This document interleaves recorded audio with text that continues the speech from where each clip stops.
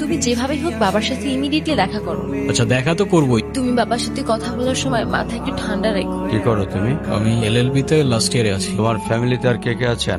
বাবা মা দুজনেই আছে, কিন্তু ফ্যামিলি বলতে আমি একা। তারা আমার সাথে থাকে না, সেপারেটেড।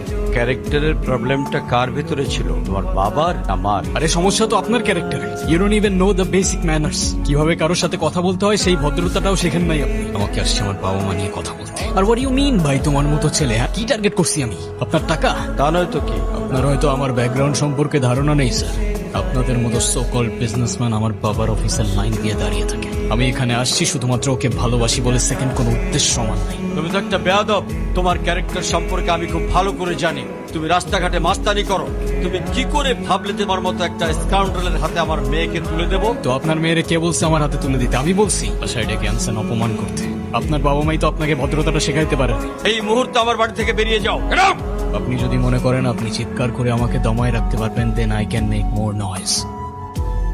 আমি বাবাকে অনেক কষ্ট করে ম্যানেজ করছি। তুমি জাস্ট একটা বার কি সরি বলো, সবকিছু ঠিক হয়ে যাবে। আমি কেন সরি বলবো? তোমার বাবাকে বলো আমাকে এসে সরি বলতে, কারণ আমি সরি বলি না। আর বলবো না বলছি তো বলবো না। এটাই কি তোমার শেষ ডিসিশন?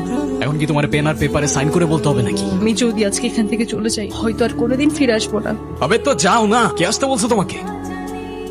নানু ভাইকে সরি বলো। I don't say sorry. আমি সরি বলবো না। আমি কি করলাম? আমি কেন সরি বলবো? কখনো কখনো আমাদের ভুল না থাকলেও সরি বলতে হয়। বেসিক্যালি ওর কোনো দোষ নেই। ওকে মার্কশিটের সিগনেচারটা আমিই করে দিয়েছিলাম। ওকে আজ স্কুল বাঙ্ক করতে দেওয়াটাও আমার ঠিক হয় নাই। তো ওর হয়ে আমি ক্ষমা চেয়ে নিচ্ছি। I am sorry. অনুর কি হয়েছে স্যার? আমার জেদের জন্য আমার মেয়ের লাইফটা শেষ হয়ে গেছে। অনু আমাকে অনেক বোঝানোর চেষ্টা করেছিল, আমি বুঝিনি। সরকারি চাকরিজীবী দেখে ভেবেছিলাম মেয়ের লাইফটা লিস্ট সিকিউর থাকবে। আমি অনু আর আয়রার রেসপন্সিবিলিটিস নিতে চাই। কেন সিম বেঁধে দেখাইতে আসছেন? আপনি প্লিজ এখান থেকে চলে যান। আমার আর আমার মেয়ের জন্য আমি একাই না, আর কাউকে লাগবে না আমার লাইফে। আর যদি কোনো সমস্যা হয় বলে দিলেই পারে। আমি এখান থেকে অনেক দূরে চলে যাব। ঈশান, কেমন আছো তুমি? তোমাকে যে কত খুঁজছি আমি। কেন আসেন এখানে বারবার? আপনাকে নাচতে নিষেধ করছি? প্লিজ চলে যান তো, আমাদেরকে একটু শান্তিতে থাকতে দেন। চলো, কেক কাটার জন্য সবাই ওয়েট করতেছে। ঈশান কোথায়? ঈশানকে দিয়ে কি করবা তুমি? ও আসবে না। ঈশান না আসলে আমি বার্থডে করব না। তোমাকে উঠতে বলছি না? আমি যাব না, যাব না, যাব না। নেক্সট টাইম আমার সাথে শর্ট করে কথা বলবা না। হ্যাপি বার্থডে বন্ধু। এ কি বন্ধু, তুমি কাঁদছো কেন? কই না তো, কাচ্ছি না তো। তুমি আমার উপরে জেদ করে ওকে কেন কষ্ট দিচ্ছ? আমার মেয়ে আমার যা খুশি তাই বলবো, আপনি বলার কি? আর কেনই বা আসছেন এখানে? আর কখনো আসবো না। চলে যাচ্ছি আমি এই শহর ছেড়ে, বহু দূরে। এমনিতেও এই শহরে আপন বলতে তেমন কেউ নেই আমার। শুধুমাত্র শেষবারের জন্য আমার ছোট্ট বন্ধুটাকে দেখতে এলাম।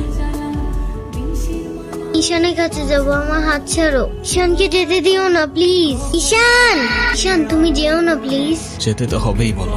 কেন যেতে হবে? প্লিজ থাকো না। থেকে আর কি করব বলো? এই শহরে তো আপন কেউ নেই আমার। কে বলেছে আপন কেউ নেই? আমি আছি না, তুমি আমার সাথে থেকে যাও প্লিজ, প্লিজ। ওকে বন্ধু, থেকে গেলাম। Pinky promise. Pinky promise.